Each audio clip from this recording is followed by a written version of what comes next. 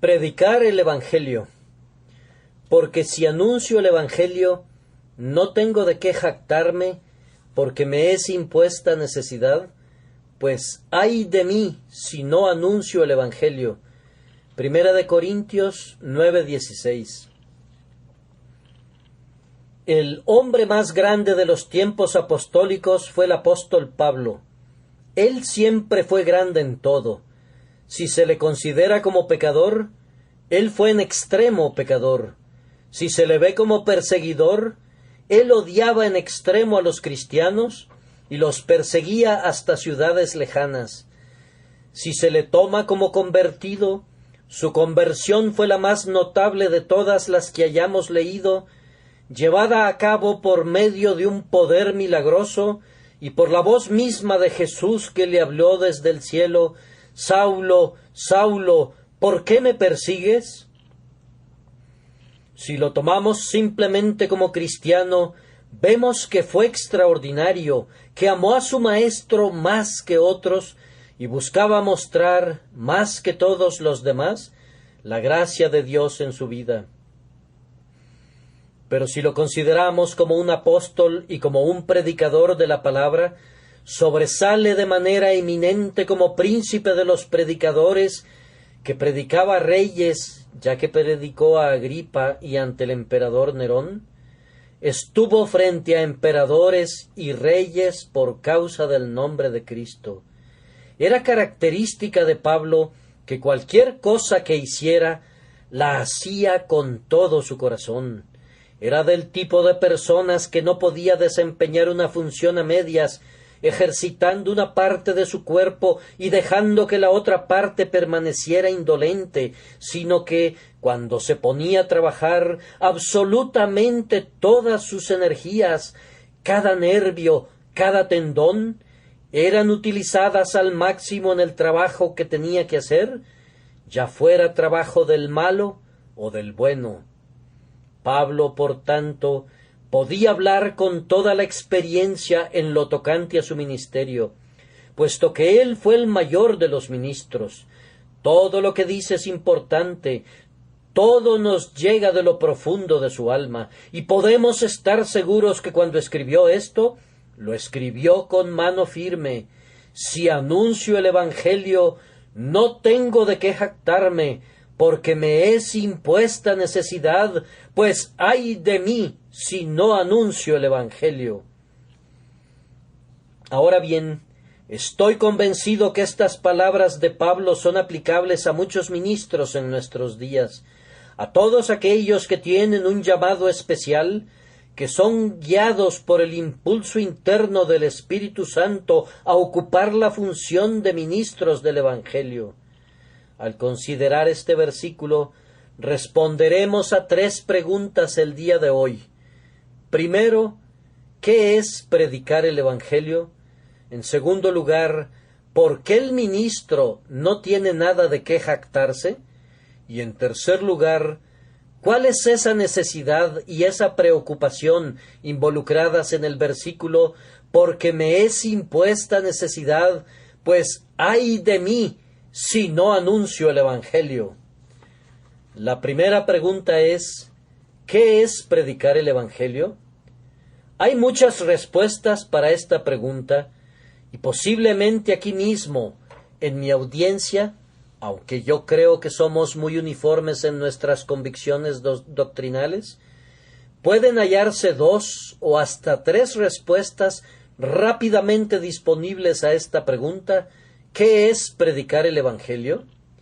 Intentaré, por tanto, responderla yo mismo de conformidad a mi propio juicio, con la ayuda de Dios.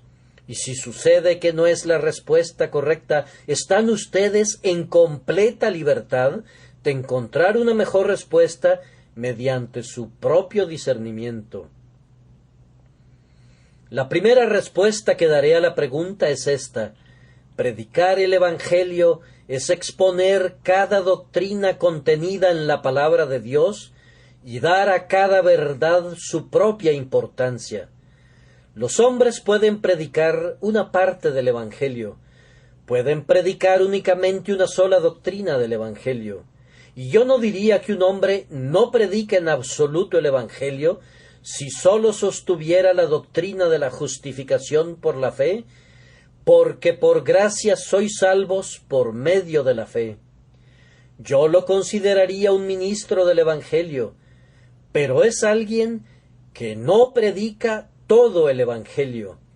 No puede afirmarse que un hombre predique el Evangelio completo de Dios si hace a un lado, a sabiendas e intencionalmente, una sola verdad de nuestro bendito Dios. Este comentario mío debe ser muy punzante y estallar en las conciencias de muchas personas que, casi como un asunto de principios, no comparten ciertas verdades con la gente debido a que temen esas verdades. En una reciente conversación, hace un par de semanas, con un eminente creyente, me decía: Señor, sabemos que no debemos predicar la doctrina de la elección, ya que no tiene la capacidad de convertir a los pecadores. Yo le respondí: ¿pero quién se atreve a identificar fallas en la verdad de Dios? Usted está de acuerdo conmigo que la elección es una verdad, y sin embargo, usted afirma que no debe predicarse. Yo no me atrevería a afirmar algo así. Yo considero que es una arrogancia suprema atreverse a decir que una doctrina no debe de predicarse cuando Dios en su suprema sabiduría ha querido revelarla a los hombres. Yo además me preguntaría, ¿el fin de todo el Evangelio es convertir a los pecadores? Hay ciertas verdades que Dios bendice para conversión de los pecadores, pero ¿acaso no hay otras verdades destinadas a traer consuelo a los santos?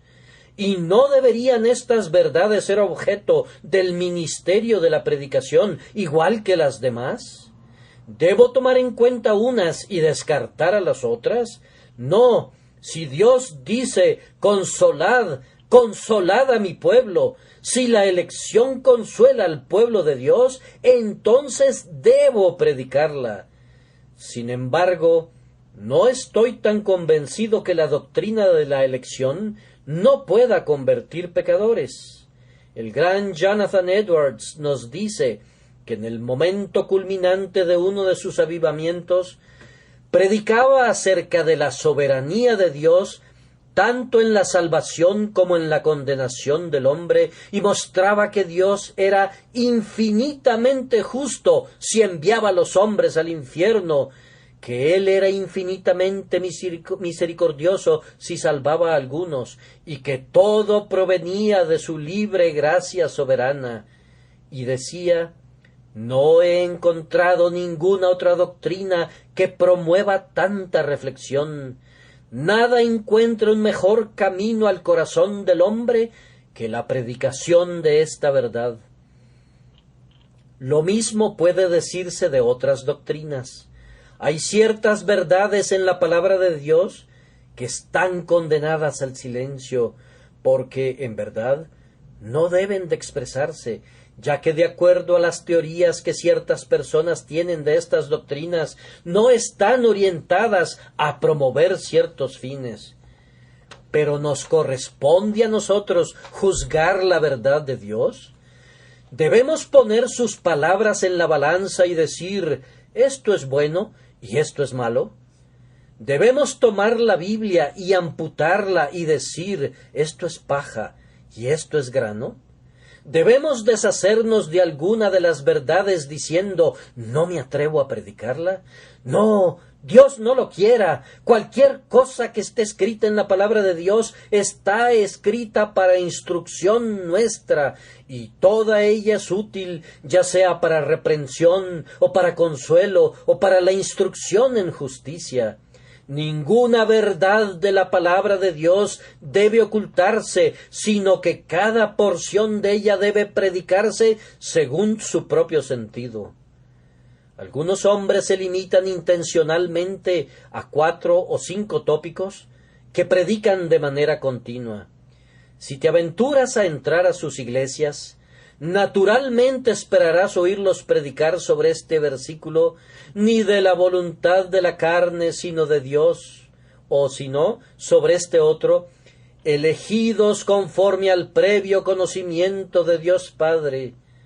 Ustedes saben muy bien que al entrar a esas iglesias escucharán únicamente acerca de la elección y que todo proviene de Dios.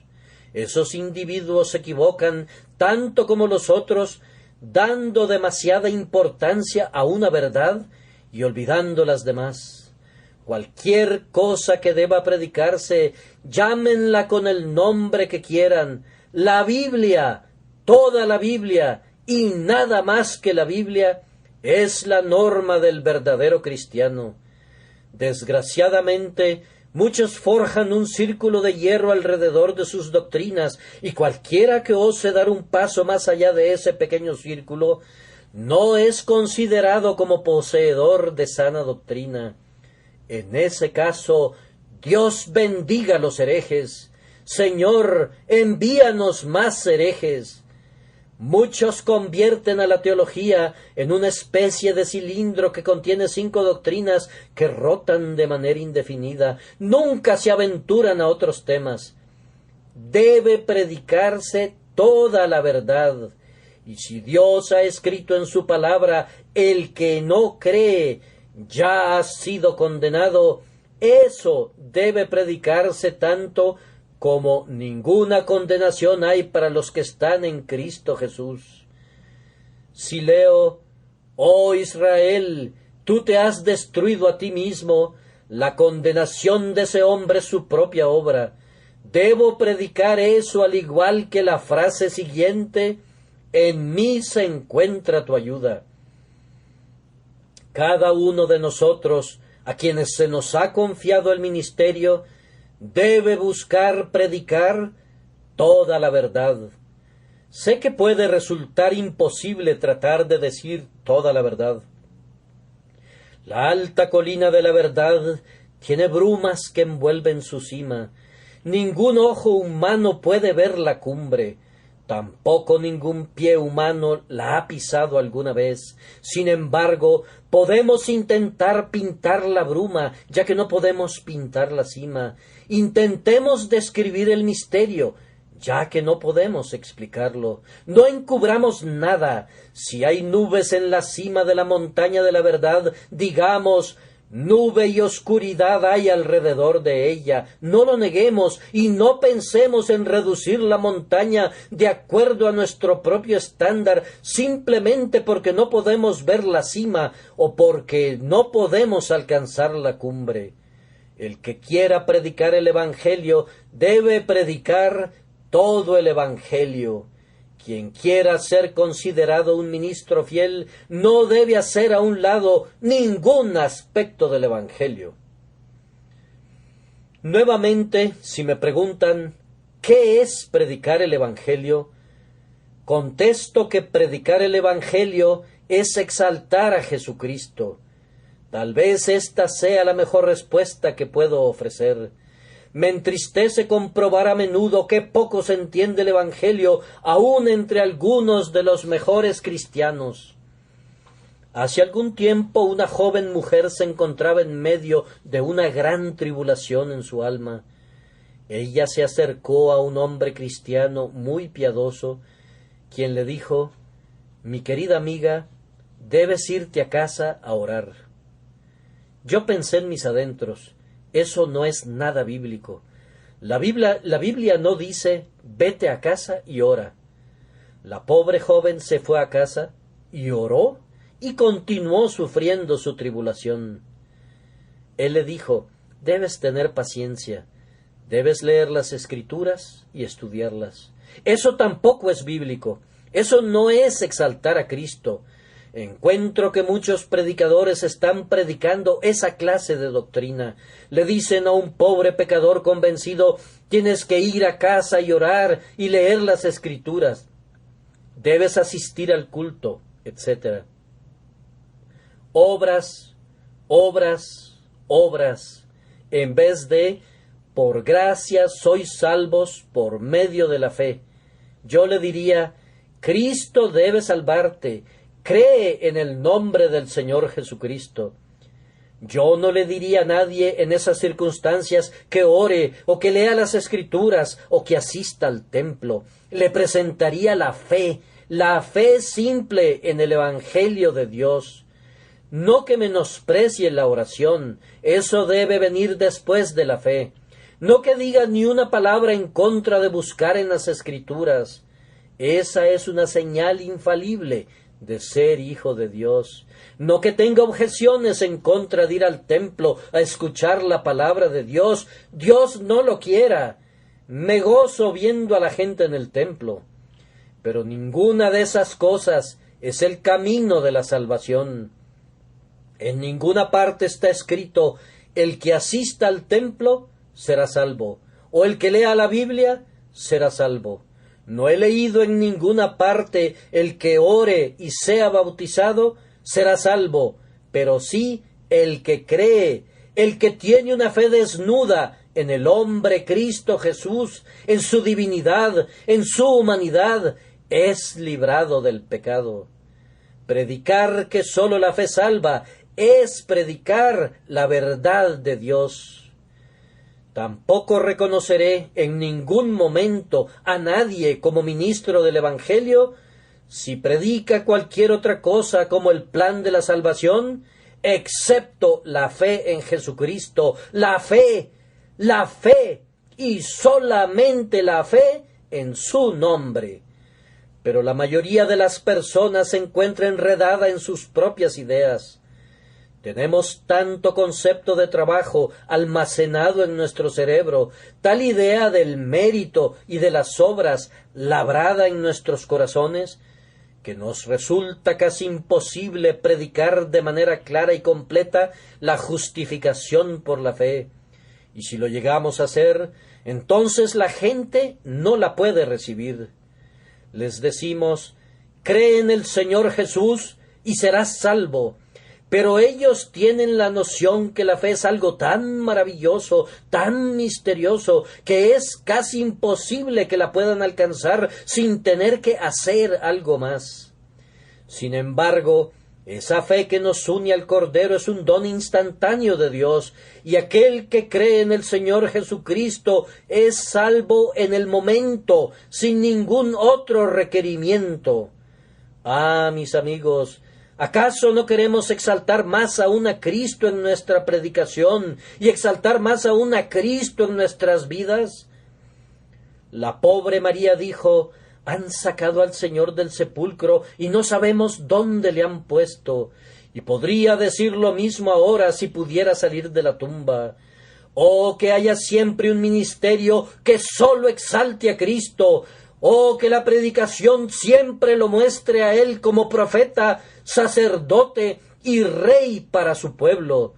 Que el Espíritu manifieste al Hijo de Dios a sus hijos a través de la predicación. Necesitamos tener una predicación que diga: mirad a mí y sed salvos todos los confines de la tierra.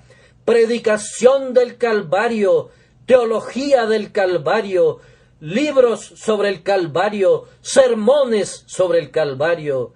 Estas son las cosas que queremos, y en la proporción en que el Calvario sea exaltado y Cristo sea engrandecido, en esa medida el Evangelio es predicado en nuestro medio. La tercera respuesta a la pregunta planteada es: predicar el Evangelio es dar a los diferentes tipos de personas lo que requieren.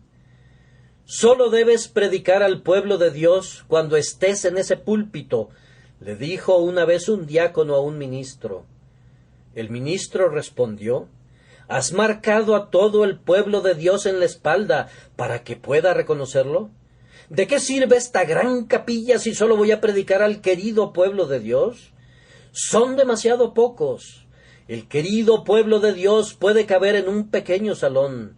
Tenemos aquí mucha gente que no pertenece al querido pueblo de Dios, ¿y cómo puedo saber si la predicación que me piden que dirija al pueblo de Dios no puede también alcanzar a alguien más?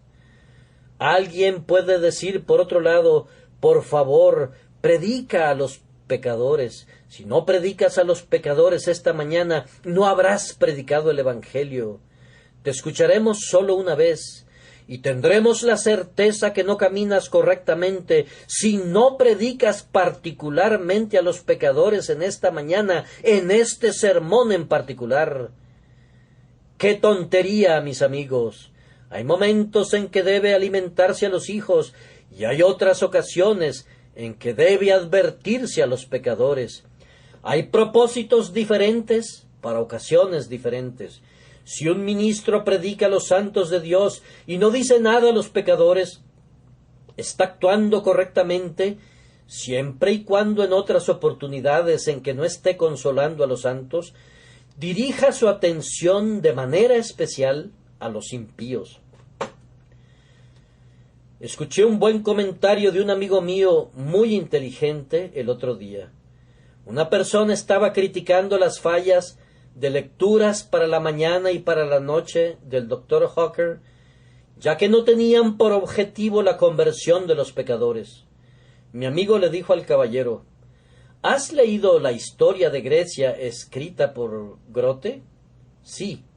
Pues bien, ¿no es cierto que ese es un libro chocante, puesto que no tiene por objetivo la conversión de los pecadores?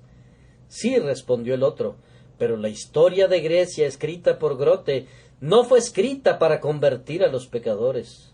No, respondió mi amigo, y si tú hubieras leído el prefacio de lecturas para la mañana y para la noche del Dr. Hawker, hubieras visto que ese libro no fue escrito para convertir a los pecadores, sino para alimento del pueblo de Dios.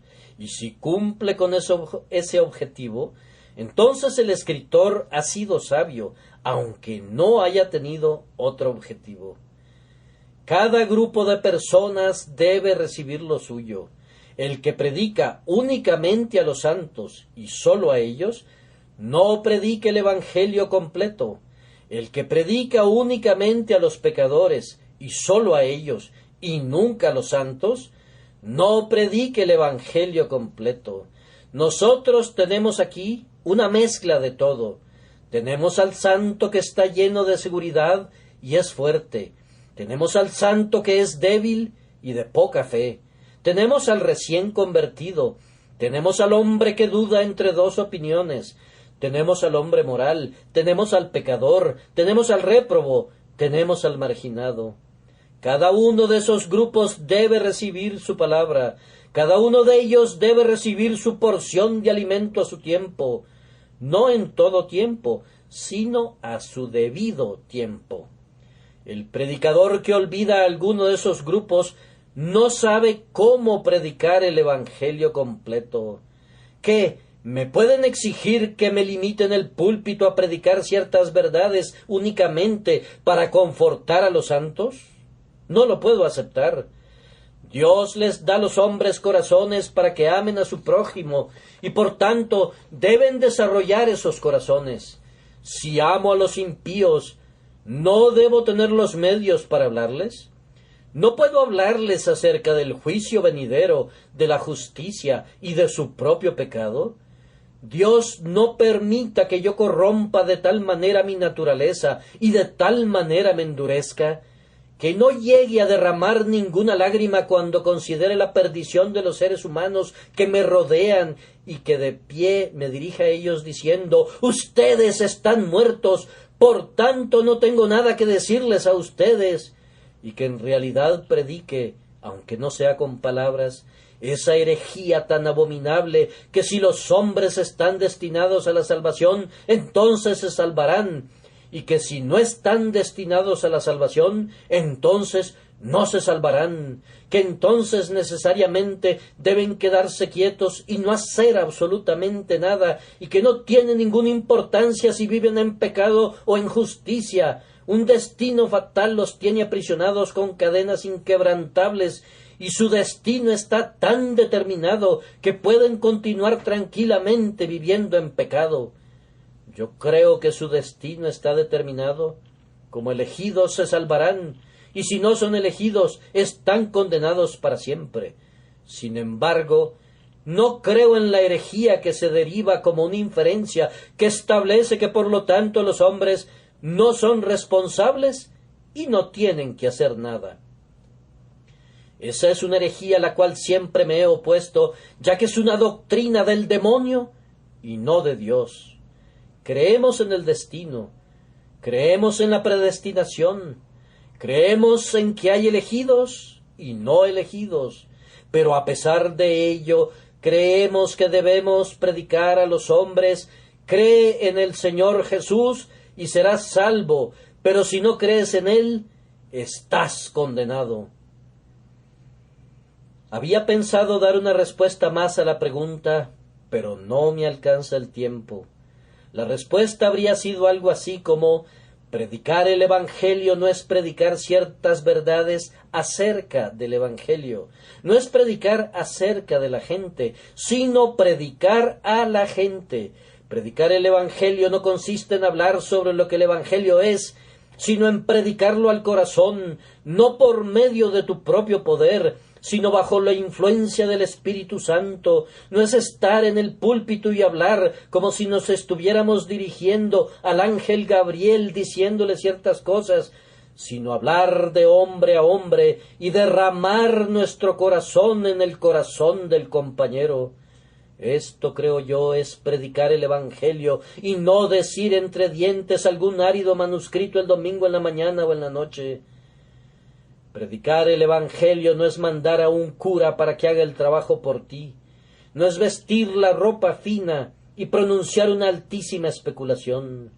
Predicar el Evangelio no es, con las manos de obispo, hacer una oración que constituye un bello ejemplar y luego ceder el púlpito para que una persona más humilde predique. No, predicar el Evangelio es proclamar con lengua de trompeta y celo encendido las inescrutables riquezas de Cristo Jesús, para que los hombres puedan oír y, entendiendo, puedan volverse a Dios con todo su corazón. Esto es predicar el Evangelio. La segunda pregunta es: ¿por qué no les es permitido a los ministros gloriarse? Porque si anuncio el Evangelio, no tengo de qué jactarme.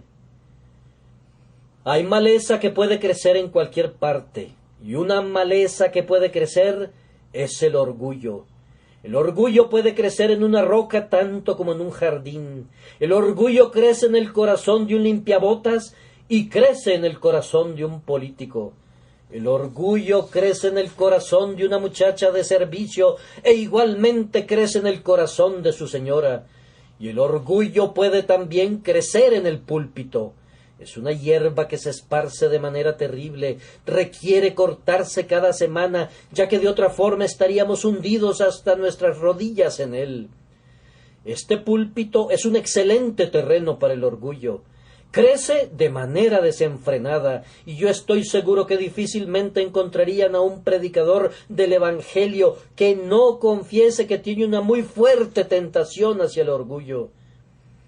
Yo supongo que aun aquellos ministros sobre los que no se comenta nada, pero que son gente muy buena y que tienen una iglesia en una ciudad grande y a la que asisten al menos 6 personas, sufren la tentación del orgullo. Pero independientemente que eso sea así o no, estoy seguro que donde quiera que haya una gran asamblea y donde quiera que haya mucho ruido y agitación en relación a un hombre, allí hay un gran peligro de orgullo. Y véanlo bien, entre más orgulloso sea un hombre, más estrepitosa será su caída al final. Si la gente sostiene en sus brazos en alto a un ministro y deja de sostenerlo y lo suelta, ¡qué golpazo se dará el pobre individuo al término de todo! Así les ha ocurrido a muchos. Muchos hombres han sido sostenidos en alto por los brazos de otros hombres. Han sido sostenidos en alto por los brazos de la alabanza y no por la oración. Estos brazos se han debilitado y han caído al suelo. Digo que hay la tentación al orgullo en el púlpito, pero no hay razón para el orgullo en el púlpito. No hay terreno para que crezca el orgullo. pero crecerá de todas maneras. No tengo de qué jactarme, pero a pesar de todo ello, a menudo se introduce algún motivo para enorgullecernos, no real, sino aparente para nosotros mismos. Ahora, ¿cómo es que un verdadero ministro siente que no tiene de qué jactarse? Primero, porque está muy consciente de sus propias imperfecciones. Creo que nadie se formará una opinión más justa de sí mismo que quien es llamado constante e incesantemente a orar. Una vez un hombre pensó que podía predicar, y cuando le fue permitido ocupar el púlpito, encontró que las palabras no fluían libremente como él esperaba, y en un momento de ansiedad nerviosa y temor se inclinó hacia adelante sobre el púlpito y dijo: «Amigos míos, si ustedes se subieran al púlpito, perderían toda la soberbia que pudieran poseer». Creo que eso les pasaría a muchos si intentaran alguna vez la predicación. Les quitaría la inclinación a criticar y les haría pensar, después de todo, que la predicación no es un trabajo fácil. Cuando se predica mejor es cuando se piensa que se ha predicado mal. Quien se ha fijado en la mente un elevado concepto de lo que debe ser la elocuencia y lo que debe ser una arenga sincera, sabrá qué tan corto se queda. Él, mejor que nadie, puede reprobarse cuando reconoce su propia deficiencia. No creo que un hombre deba gloriarse cuando hace algo bien. Por otro lado, creo que él será el mejor juez de sus propias imperfecciones y que las verá claramente. Él sabe lo que debe ser. Otros hombres no. Miran y ven y piensan que todo es maravilloso, mientras que el predicador piensa que todo es maravillosamente absurdo y se retira meditando en las cosas que ha fallado. Cualquier ministro verdadero sentirá sus deficiencias. Se comparará a sí mismo con hombres tales como Whitefield, con predicadores de la talla de los puritanos, y dirá: ¿qué soy yo? Un enano al lado de un gigante, el montículo de un hormiguero al lado de una montaña. Cuando se retira a descansar el domingo por la noche, dará vueltas en su cama porque siente que erró el tiro, que no ha tenido la vehemencia, la solemnidad, la mortal intensidad de propósito que requería su función. Se reprochará por no haber enfatizado lo suficiente algún punto, o por haber evitado algún otro, o por no haber sido lo suficientemente explícito en algún tema en particular, o por haber considerado demasiado algún otro. Verá sus propias fallas, ya que Dios siempre disciplina a sus hijos en la noche cuando han hecho algo mal. No necesitamos que otros nos reprendan. Dios mismo lo hace directamente. El ministro más honrado por Dios a menudo se sentirá deshonrado en su propia estima. De nuevo, otro medio que nos lleva a no jactarnos es el hecho que Dios nos recuerda que todos nuestros dones son prestados. Y de manera sorprendente, al leer un periódico esta mañana, esta verdad me fue recordada, que todos nuestros dones son prestados. El artículo dice así: la semana pasada, la quieta comunidad de Pueblo Nuevo fue trastornada por un evento que ha traído tristeza a la comunidad completa. Un caballero muy exitoso, que había obtenido un título universitario con honores, se ha vuelto loco desde hace algunos meses. Él había administrado una academia para la educación de jóvenes, pero su locura lo ha obligado a abandonar su ocupación y desde hace algún tiempo ha vivido solo en una casa en esa comunidad. El casero obtuvo una orden de desalojo y, habiendo sido necesario esposarlo, lo dejaron negligentemente sentado en unas escaleras a la vista de una gran multitud, hasta que llegó el medio de transporte que lo condujo al asilo. Uno de sus alumnos, según el periódico, es el señor Spurgeon. El hombre que me enseñó todo lo que sé en cuanto a conocimiento humano, se ha convertido en un loco de atar.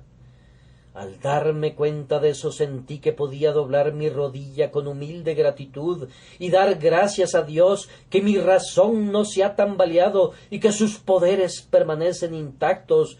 Oh, cuán agradecidos debemos estar que nuestros talentos nos han sido preservados y que nuestra mente es sana.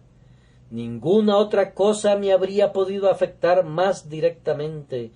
Ese gran hombre se había esforzado juntamente conmigo, un hombre de genio y habilidad, y miren en lo que se había convertido, cómo ha caído, cómo ha caído, cuán velozmente la naturaleza humana cae desde la altura y se hunde por debajo del nivel de los animales. Bendigan al Señor, amigos míos, por los talentos que les ha dado. Den gracias al Señor por la razón y por el intelecto que poseen. Aunque estos no sean muy sofisticados, responden a sus necesidades, y si los llegasen a perder, pronto se darían cuenta de la diferencia. Tengan mucho cuidado de no pensar en relación a cualquier tema. ¿No es esta la gran Babilonia que yo edifiqué? Siempre debemos recordar que tanto la cuchara de albañil como la mezcla nos vienen de Dios. La vida, la voz, el talento, la imaginación, la elocuencia, todos son dones de Dios, y quien haya recibido los mayores dones debe sentir que a Dios pertenece el escudo de los poderosos, puesto que Él ha dado poder a su pueblo y fortaleza a sus siervos. Otra respuesta a la pregunta, otro medio que utiliza el Señor para preservar a sus ministros de la tendencia a jactarse es este. Él les hace sentir su dependencia constante del Espíritu Santo. Confieso que algunos ministros no sienten eso. Algunos se atreven a predicar sin el Espíritu de Dios o sin haberle orado. Pero pienso que ningún hombre que verdaderamente haya sido llamado de lo alto se atrevería a hacer eso, sino más bien sentirá que necesita el Espíritu. Una vez, cuando me encontraba predicando en Escocia, el Espíritu de Dios quiso dejarme solo. No pude hablar como usualmente lo hago. Tuve la necesidad de decirle a la gente que el coche había perdido sus ruedas, que el coche se arrastraba pesadamente. He sentido el beneficio de eso desde entonces. Fui humillado amargamente y pude haberme arrastrado bajo la cáscara de una nuez o me pude haber escondido en cualquier oscuro rincón de la tierra. Sentí como si no debía hablar más en el nombre del Señor. Y entonces me vino el pensamiento: oh, eres una criatura ingrata, ¿no ha hablado Dios por tu medio cientos de veces? Y por esta vez que no quiso hacerlo, ¿vas a reconvenir a Dios por eso? Más bien dale gracias por los cientos de veces que ha estado a tu lado. Y si alguna vez te ha abandonado, entonces admira su bondad de mantenerte humilde por este medio. Algunos pueden pensar que fue el poco estudio lo que me llevó a esa situación, pero puedo afirmar con toda honestidad que no fue eso. Pienso que estoy obligado a estudiar con dedicación y así no tentar al espíritu con sermones sin preparación.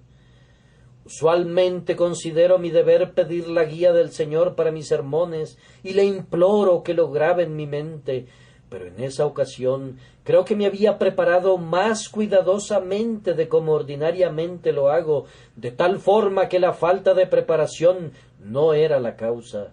La simple causa fue: el viento sopla de donde quiere, y los vientos no siempre son huracanados. En algunas ocasiones el viento está quieto, y por tanto, si me apoyo en el Espíritu, debo saber que no siempre sentiré su poder con la misma fuerza. ¿Qué haría yo sin la influencia celestial, ya que a ella le debo todo? Por medio de este pensamiento Dios humilla a los que le sirven. Dios nos enseñará cuánto lo necesitamos. No permitirá que pensemos que hacemos algo por nosotros mismos. No, dice Él, No te corresponde nada de la gloria. Voy a humillarte. Estás pensando, yo hago esto, te mostraré lo que eres sin mí. Vemos a Sansón ir tras los filisteos para atacar. Él se imagina que puede matarlos, pero los filisteos están encima de Sansón, le sacan los ojos, su gloria se esfuma porque no confió en su Dios, sino que confiaba en sí mismo. Cada ministro será llevado a sentir su dependencia en el Espíritu, y entonces dirá con énfasis, igual que Pablo, porque si anuncio el Evangelio, no tengo de qué jactarme.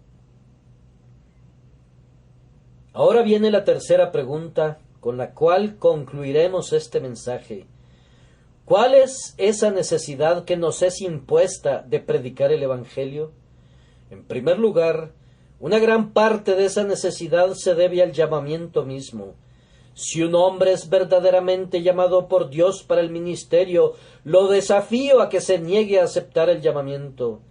Un hombre que verdaderamente tiene en su seno la inspiración del Espíritu Santo que lo llama a predicar, no puede dejar de hacerlo, tiene que predicar. Como fuego en los huesos, así será su influencia hasta que proyecte sus llamas hacia afuera. Los amigos pueden querer frenarlo, los enemigos criticarlo, los despreciadores burlarse de él. Pero el hombre es indomable. Él tiene que predicar si tiene el llamado del cielo.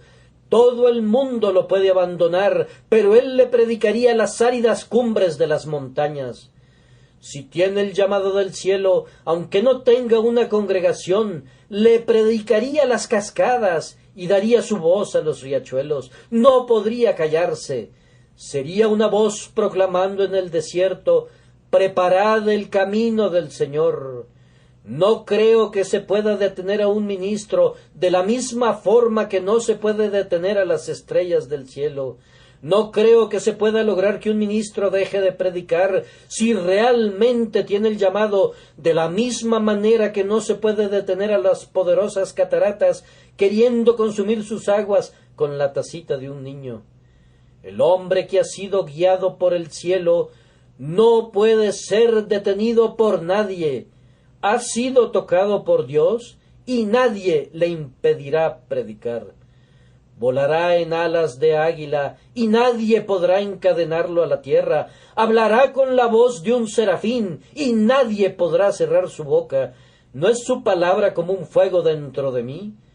¿Debo de callar cuando Dios ha colocado su palabra en mí?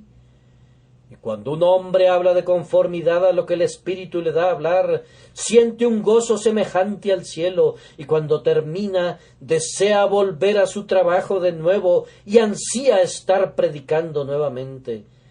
Yo creo que los jóvenes que predican tan solo una vez a la semana y piensan que ya han cumplido con su deber, no han sido llamados por Dios a una gran obra.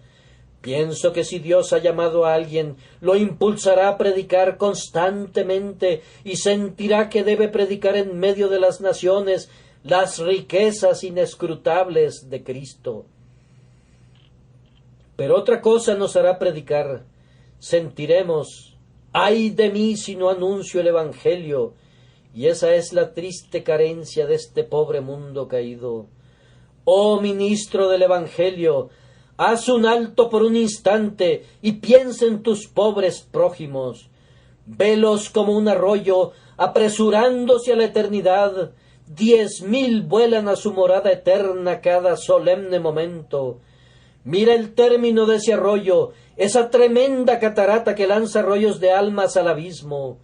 Oh ministro, piensa que los hombres se condenan por millares cada hora, y que cada vez que late tu pulso, una nueva alma abre sus ojos en el infierno en medio de tormentos. Piensa en cómo los hombres aceleran su camino a la destrucción, cómo el amor de muchos se enfría y abunda la iniquidad. Te pregunto, ¿no sientes una gran necesidad? ¿No sientes el «ay de mí si no predico el Evangelio»? Camina una tarde por las calles de Londres en el momento del ocaso, cuando la oscuridad abriga a la gente. ¿No ves a aquella prostituta caminar veloz a su maldito trabajo?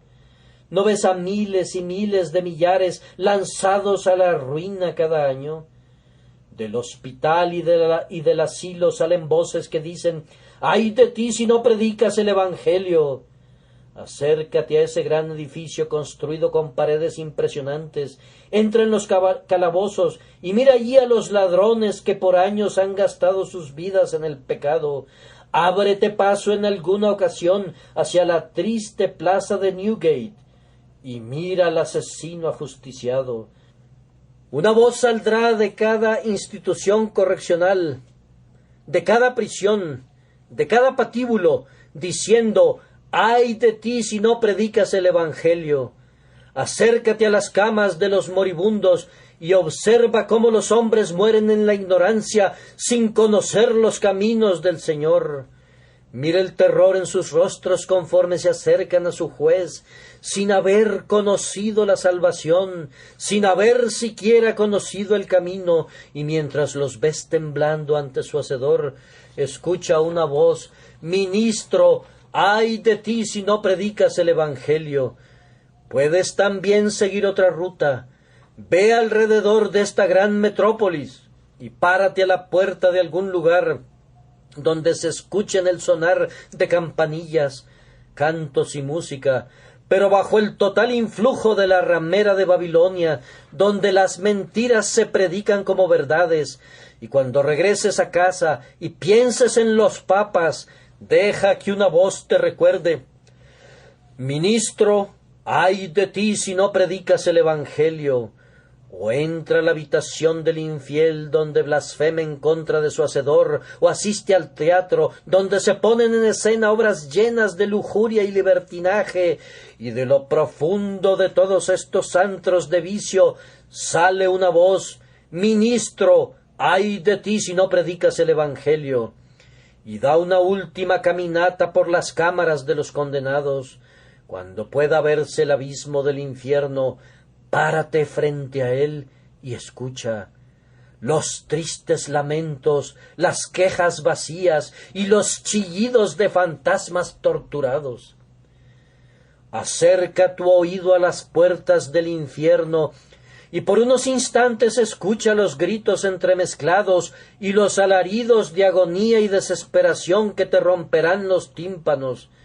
Y cuando regreses de ese triste lugar con su música lúgubre, aún produciéndote terror, escucharás la voz que te recuerda: ministro, ministro, ¡ay de ti si no anuncias el Evangelio!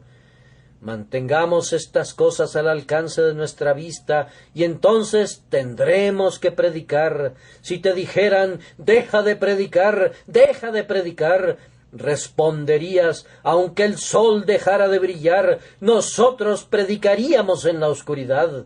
Aunque las mareas dejaran de existir en las playas, nuestra voz predicaría el Evangelio. Aunque el mundo dejara de girar y los planetas detuvieran su curso, nosotros aún predicaríamos el Evangelio, hasta tanto que el centro encendido de la tierra no estalle a través de las gruesas estructuras de sus montañas abiertas.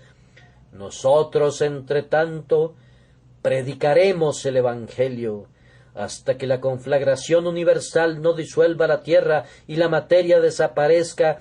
Estos labios, o los labios de otros ministros llamados por Dios, tronarán llevando la voz de Jehová. No podemos evitarlo, porque me es impuesta necesidad. Sí, ay de nosotros si no anunciamos el Evangelio. Ahora, mis queridos hermanos, una palabra para ustedes. Hay algunas personas que me escuchan hoy que son verdaderamente culpables a los ojos de Dios, porque ellos no predican el Evangelio. No puedo imaginar que de las 1,500 o 2,000 personas aquí presentes que escuchan mi voz, no haya personas calificadas para predicar el Evangelio, además de mí.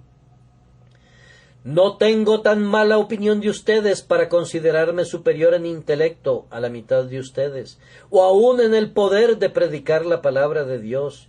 Y aún suponiendo que yo lo fuera, no puedo creer que tengo tal congregación que no haya muchos dotados de talentos y dones que no los puedan utilizar en la predicación de la palabra. Entre los bautistas de Escocia existe la costumbre de invitar a los hermanos para que exhorten los domingos en la mañana.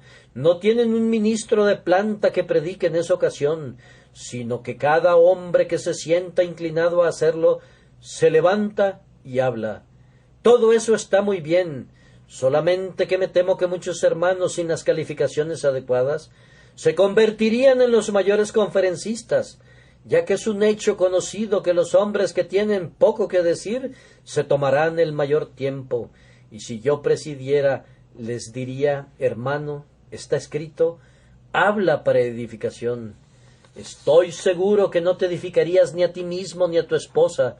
Intenta lograr eso primero, y si no lo puedes lograr, no desperdicies nuestro precioso tiempo. Lo repito nuevamente, no puedo dejar de creer que hay algunos presentes en este día que son flores desperdiciando su dulce aroma en el aire del desierto, joyas de brillantísima luz perdidas en las cavernas del mar del olvido. Este es un asunto muy serio. Si hay talentos en la iglesia de Park Street, espero que se desarrollen. Si hay predicadores en mi congregación, dejemos que prediquen. Muchos ministros se esfuerzan para limitar a los jóvenes en el asunto de la predicación. Aquí tienen mi mano, tal como es, para apoyar a cualquiera de ustedes que quiera decir a los pecadores por doquier: ¡qué amado Salvador han encontrado! Quisiera descubrir muchos predicadores entre ustedes. Quiera Dios que todos los servidores del Señor sean profetas. Hay algunos presentes que deberían ser profetas, excepto que están medio temerosos. Bien, debemos encontrar para ellos el remedio para quitarles su timidez. No puedo soportar el pensamiento que mientras el demonio pone a todos sus servidores a trabajar, haya un siervo de Jesucristo que esté dormido.